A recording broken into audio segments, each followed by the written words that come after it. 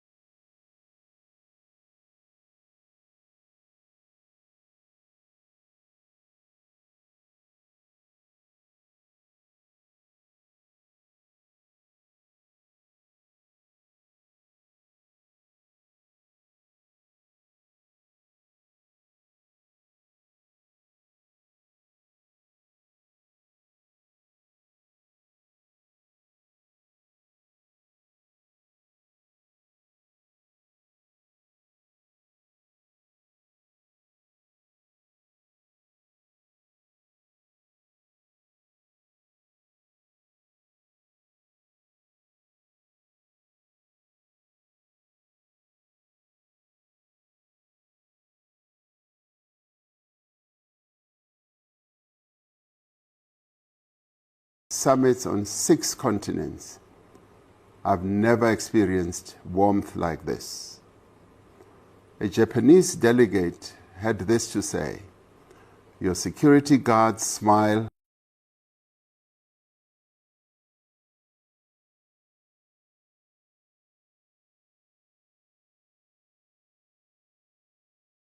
treats us like welcomed family, not foreign dignitaries."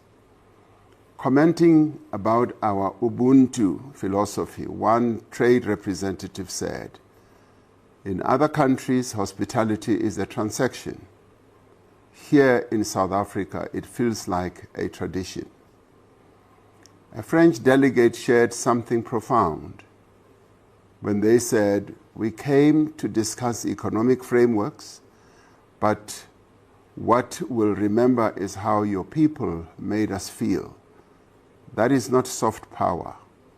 That is real power."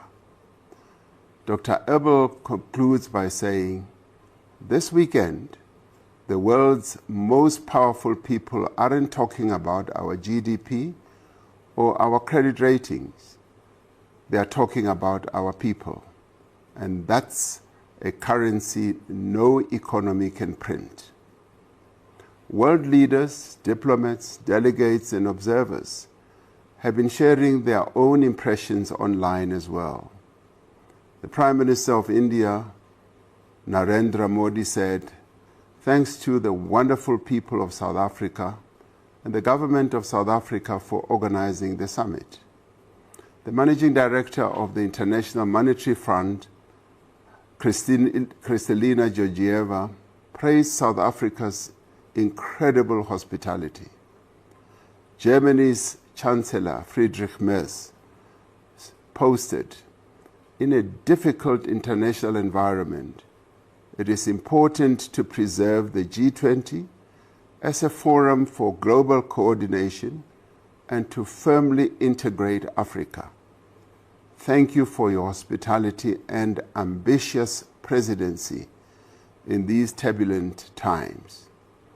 The UN Development Programme's South Africa representative wrote, "South Africa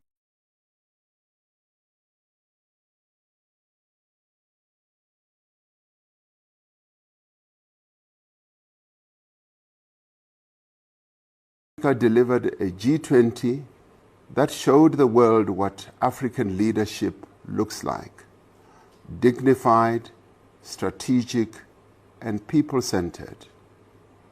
A young global leader from Kenya wrote, "No matter the language, Ubuntu is understood. South Africa brought that spirit to the G20 and the world felt it. This is what I'd like to thank the people of South Africa for showing up for your country, for standing by your country, for showing time and again that no matter what difficulties we face, when it comes down to it, we remain proudly South African. And once again, as your president, I say thank you. Over the past year, our country has hosted tens of thousands of delegates in more than 130 meetings in every part of our country, from Gqeberha to George, Cape Town to eThekwini, Hoedspruit to Polokwane. We've also held meetings in other cities on the African continent and beyond our shores related to our G20 presidency.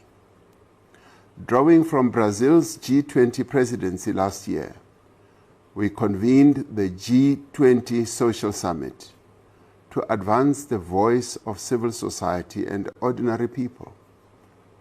The Social Summit, which was attended by more than 5,000 people from around the world, was an exceptional celebration of the diversity and vibrancy of global civil society.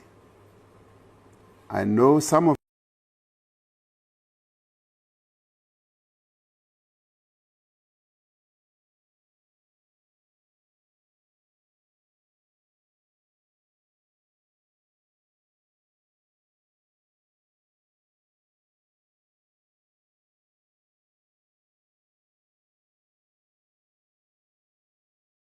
you might have been inconvenienced by the influx of visitors to our country.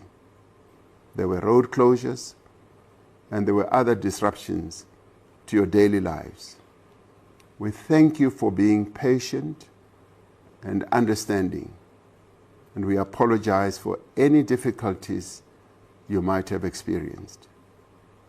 We thank the many people from across the country who welcomed visitors to our cities, to our towns, through our airports, living in our hotels for the time they were here, conference centers, restaurants, and tourist sites. We thank our security services personnel who ensured that all G20 events took place without any incident. We thank all members of different social sectors who participated in the engagement groups and in other G20 activities throughout the year. We thank the business people who participated in the G20 business forums and the B20 for bringing together businesses from other countries to focus and discuss our own economy. We thank the presiding officers and members of parliament, members of the judiciary, academics, and many others who organized their own sector G20 meetings. We also thank our media for keeping our people informed about the G20 processes that were unfolding all over the country. We thank our premiers for having been such welcoming hosts. We thank our mayors, our councillors, and municipal workers who worked so hard to prepare our host cities and towns for the arrival of our visitors, particularly in Johannesburg, which hosted the Leaders Summit. These cities and towns showed what can be done when a concerted and coordinated effort is made to fix potholes and street lights, to clean up our streets and maintain our infrastructure.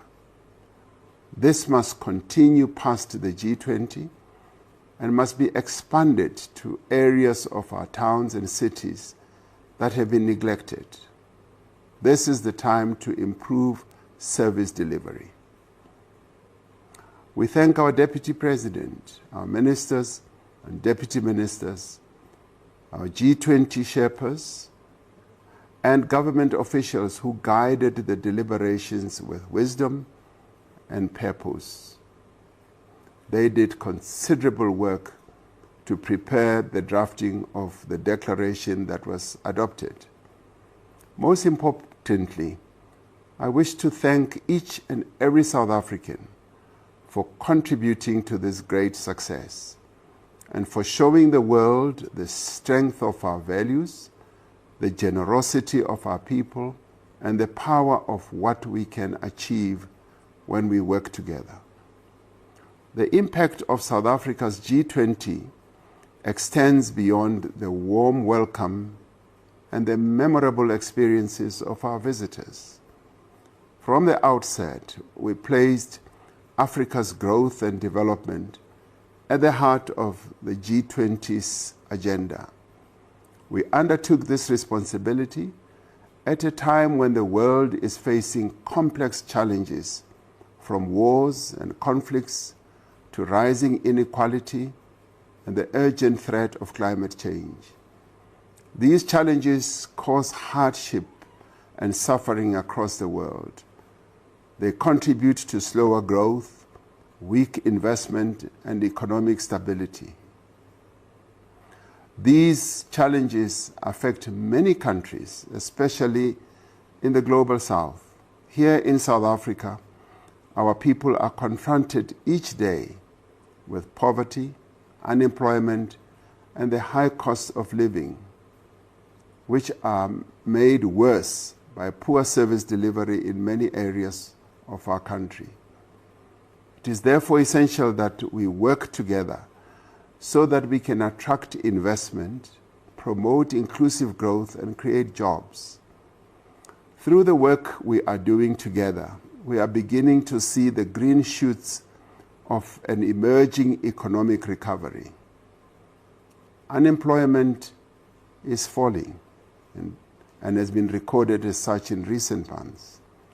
Our public finances are improving, allowing us to steadily reduce our national debt. We have recently seen a sovereign credit rating upgrade.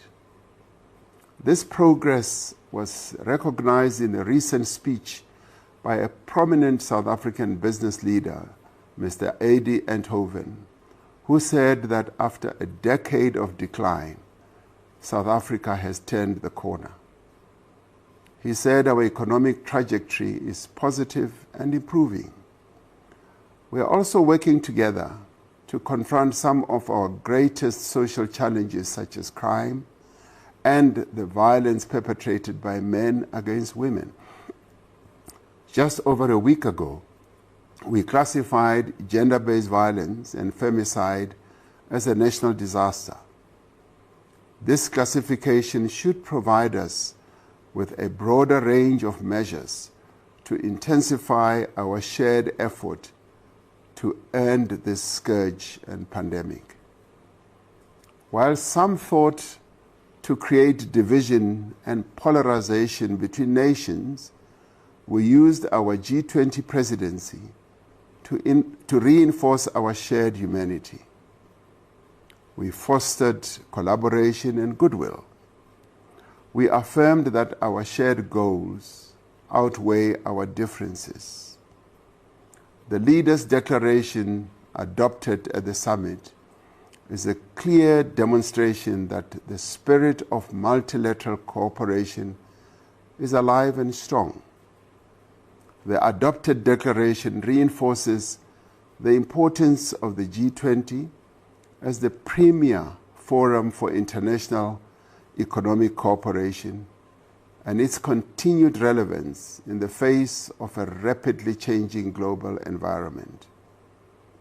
This is particularly important as the G20 represents approximately 85% of the world's GDP, more than 75% of world trade, and also represents around 2/3 of the world's population. We have ensured that this G20 is inclusive and reflects the strength in our diversity. Working with leaders of the G20 countries, we were able to find agreement on actions that will improve the lives of people of South Africa, as they will improve the lives of people of Africa and the world at large. We found agreement on some of the issues that hold back the growth and development of our country and our continent. One of these issues is the national debt that many countries are burdened with. Many countries, especially in Africa, spend more on debt repayments than they do on health and education or infrastructure. The G20 leaders agreed on further mechanisms to provide relief to countries with unsustainable debt levels, to reduce the cost of debt, and to increase affordable financing, especially from international development banks. The G20 leaders recognize that climate change is having the greatest effect on those countries and communities that are most vulnerable. They agreed on increased funding and support for countries to prevent disasters and to rebuild in the wake of devastating climate disasters. There was agreement on increased funding for climate action. This is particularly important for countries like ours as we undertake a just energy transition to a low-carbon economy in a manner that protects workers, businesses, and communities. The G20 leaders also agreed that the critical minerals that the world needs should benefit those countries and communities where those minerals are found and extracted. There was agreement that countries like South Africa should be able to process and beneficiate the minerals they mine before selling them to other countries as finished products. This will create jobs for our people. The agreements reflected in the G20 Leaders Declaration are just the beginning. We will continue to advocate for global progress on these and other priorities, building on the foundation laid during our G20 presidency. We will work to advocate and to fight for a more equal world. South Africa commissioned the work of the G20 Extraordinary Committee on Global Inequality that was led by Professor Joseph Stiglitz, which produced the first G20 report on global inequality. The report sets out a clear set of recommendations to address this global challenge. We agreed that we will work with other willing countries to support. Through these global agreements and actions, we will be better able to grow our economy and to create jobs for our people. The G20 consists of 19 countries plus the European Union and now the African Union. As the G20 presidency, South Africa invited 16 guest countries to participate in the G20 discussions, including especially a number of African countries and Africa's regional economic communities and financial institutions. All G20 members attended all the G20 related meetings throughout the year, except for one member country. It is regrettable that the United States of America, which is a founding member of the G20 and which takes over the presidency of the G20 from South Africa in 2026, chose not to participate in the G20 Leaders Summit and the final meetings leading up to that summit. It is even more unfortunate that the reasons the United States gave for its non-participation were based on baseless and false allegations that South Africa is perpetrating genocide against Afrikaners, and the confiscation of land from white people. This is blatant misinformation about our country.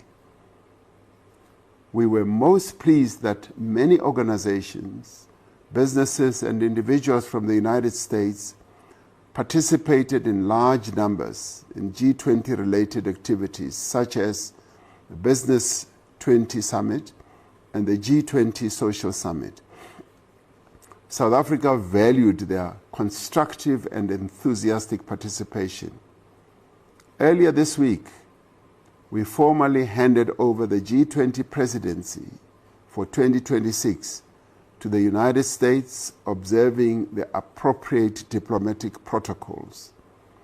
A few days ago, President Donald Trump made a statement to the effect that South Africa would not be invited to participate in the G20 in the United States. He repeated untrue statements about genocide against Afrikaners and the confiscation of land from white people in our country. We must make it clear that South Africa is one of the founding members of the G20, and South Africa is therefore a member of the G20 in its own name and right. We will continue to participate as a full, active, and constructive member of the G20. Despite the challenges and misunderstandings that have arisen between South Africa and the United States, South Africa remains a firm and an unwavering friend of the American people. We recall the great solidarity movement in the United States that stood by our side in our struggle for democracy and freedom. We recall how the Bill of Rights in the United States Constitution inspired us as we wrote our own Constitution. We offer the people of the United States nothing but goodwill and friendship. We affirm our commitment to continue to engage in dialogue with the United States government and to do so with respect and with dignity as equal sovereign countries. We value the United States government and its people as a partner. We have common interests, common values, and a shared wish to advance the prosperity and well-being of the people of both of our countries. As a country, we are aware that the stance taken by the United States administration has been influenced by a sustained campaign of disinformation by groups and individuals within our country, in the United States, and elsewhere. These people who are spreading disinformation are endangering and undermining South Africa's national interests, destroying South African jobs, and weakening our country's relations with one of our most important partners. We must remind these people that South Africa is a constitutional democracy with a Bill of Rights that guarantees equality under the law. We have an independent judiciary able to uphold our Constitution and defend the rights of all South Africans. We are a country that has a tradition of dialogue, that has an enduring ability to come together to confront the challenges that we face. South African problems must be solved by South Africans themselves. We have now embarked upon a national dialogue where all South Africans from all walks of life, of all races and creeds, are invited to forge a new future for our country. We have determined, in the tradition of Nelson Mandela and other great leaders that have helped to build our nation, that no one must be excluded. Every voice and every perspective must be heard. And as we invite people to participate, we also invite those who are spreading misinformation about our country to bring their concerns and their solutions to the national dialogue. We must never allow others to try to redefine our country and cause divisions amongst us or dictate who we are as a nation. We know who we are. We are South Africans. We are defined by our ability to work together and to find solutions to problems that beset our country. We live together, work together, learn together, laugh together, even play together. We also pray together as we did today during the National Day of Prayer. We also mourn together. We celebrate together and face our challenges together. In the best and worst of times, we have stood together. We must work with greater focus and determination to address the many challenges our country is facing and make our South Africa a peaceful, prosperous, and great nation. And as our sportsmen and women have taught us, we are stronger together, always. Lastly, thank you once again for coming together as South Africans to host a very successful G20. You made us proud. Nkosi sikelela iAfrika, Morena ubuluke sitjhaba sa heso. God CN South Africa. God bless South Africa. Mudzimu bapathucheze Africa Chipembe. Hosi katekisa Africa. I thank you.